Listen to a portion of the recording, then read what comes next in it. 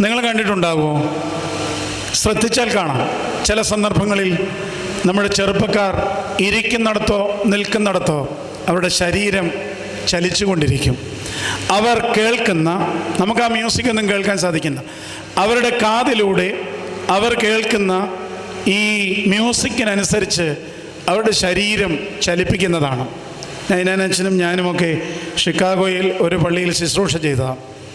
അവിടെ കൊടും തണുപ്പാണ്, -ഡിഗ്രിയിൽ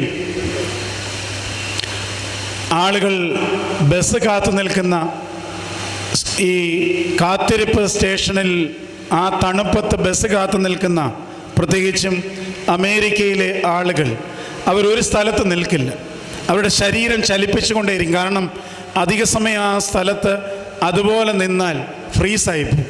അതുകൊണ്ട് അവരിങ്ങനെ ചലിച്ചുകൊണ്ടിരിക്കും. ഞാൻ ആദ്യമൊക്കെ ചെന്നപ്പോൾ എനിക്ക് വലിയ സംശയം തോന്നി. അപ്പോൾ